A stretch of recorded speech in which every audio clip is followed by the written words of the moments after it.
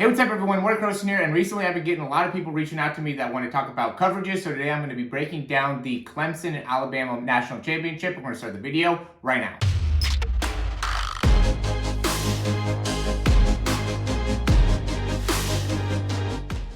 All right, so I really like doing this from this view. I think that this is an awesome way to be able to really see what some of the best defenses in the entire nation actually do, and some of the best coaches are doing. So we got this is going to be a rollout here to the right, and just from the top here, in Alabama, it lines up a lot of times, at least in this game, with this two safety look, right? So right away, we're thinking either some type of man cover two type concept, and based off of how the linebackers are looking, we're definitely thinking more of a zone type of situation, just based off of how everybody's kind of lined up here. But then once the ball is actually snapped, we do think that it ends up being a little bit more of a man coverage, and I guess this guy is lined up on the slot as well. And so we do as a quarterback just want to be aware of what are the potential opportunities, especially as you go higher up. You can almost never go in and say it's going to be zone or it's going to be man, especially at this level. But a lot of times within like the high school and middle school youth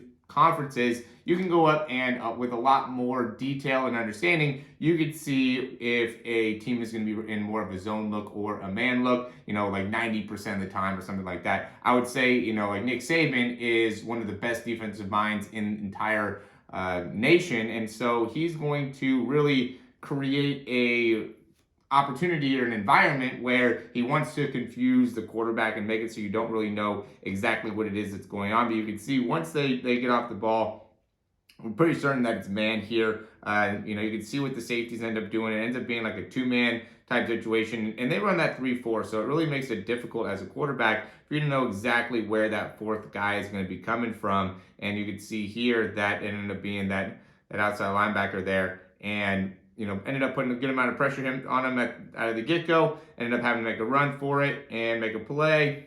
We'll go to the next one here. So this one ended up being an interception, and it also was looked like more of a cover three zone type of look, so we could see that they ended up bringing an extra guy here from the top. So they ended up bringing 5 guys. It could have been man, and these guys could have just been playing kind of like a bracket with those 2 slot guys.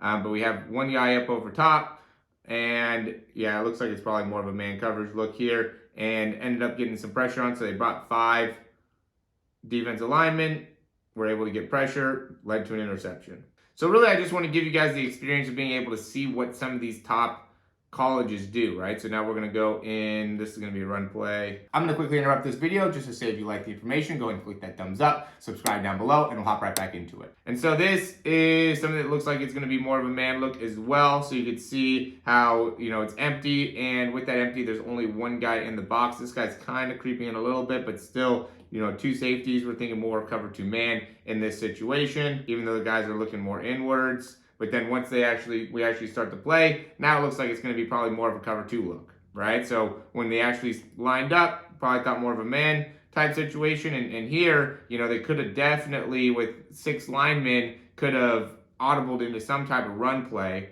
right? Like this guy probably should have been a little bit more inwards, because right now it's 5-on-6 in terms of blocking, right? And a lot of times, even if this guy would have been outward, spread out, normally you could still run a run play in this situation. So the fact that they have 6 blockers and only 5 guys in the box, they could have definitely used this opportunity to run. I mean, they passed, and Jalen Hurts ended up running, picking up a little bit of yards, but point being, I do think it would have been a great opportunity for a run play there. So you want to be aware of what's going on, especially if you have audibles like that set up within the offense. It really gives you a lot of opportunity to add in some different wrinkles here. This play ends up being a zone, right? So this one's a really cool one because we can see they're really trying to disguise more of a cover 3 look, trying to be able to bring some pressure. Then at the very end, they go into like more of a cover 2 look here, and he ended up throwing a hitch route, and the receiver ended up making a great catch and being able to haul that in because he thought it was going to be more of a cover 3. They ended up going to cover 2. He still threw that hitch, which could have been a very dangerous throw.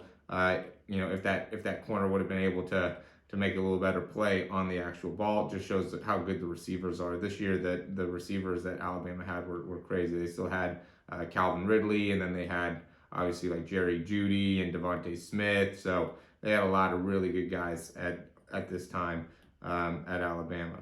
Okay, now we got fake play action here. Sucks in those linebackers. And then they got more of a man. Actually, with all that space there, probably more of a zone type situation, right? So we're here.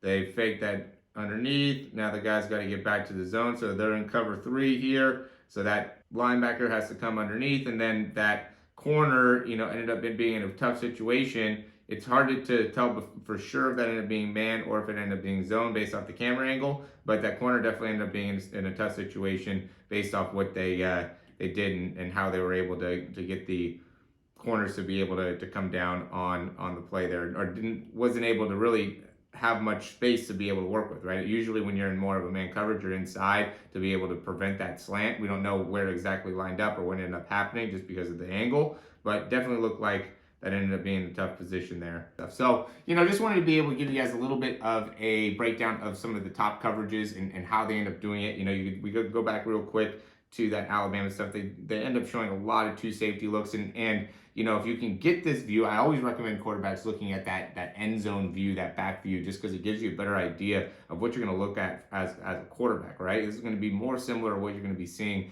as a quarterback in comparison to when you get that side view. It's not always exactly what you're going to be seeing. Some of these guys end up being in different alignments. It's hard to be able to tell exactly where they're at. But here we have a great opportunity to be able to see where these guys are lining up and what they're doing off of the snap, and that gives you a good, again, opportunity to be able to see exactly what you're going to be seeing in the actual game. So really cool to be able to check this out. I can only do 10 minutes here, so I'm going to probably end up breaking this up into a few different videos to be able to really show and break down a couple different coverages. I know earlier on in the game they were running more cover 2, cover 3. Alabama was right here. We only got some man examples, but we definitely got to get a couple zone examples from Clemson, which was cool, and being able to see that. So if you guys like this, just go ahead and let me know down in the comments down below. I could definitely make some more videos like this. It's hard to find a lot of videos with the Skycam, but I do think it was really cool to be able to see some of these defensive coverages and schemes from that back view, a little bit more advanced type stuff. So if you guys are interested in that, let me know down below. You can also check out the description for our in-season program. You guys get breakdowns, we'll go over coverages, we'll go over your in-game work and everything like that. And then we also have different opportunities within, like throw breakdowns, throw programs, get you on something that will be able to help improve your shoulder strength, upper body strength, things like that. So as always, guys, if you like the information, go ahead and click that thumbs up down below, subscribe to the channel. Let me know if you have any questions down below. Thanks for watching, and we'll talk to you soon.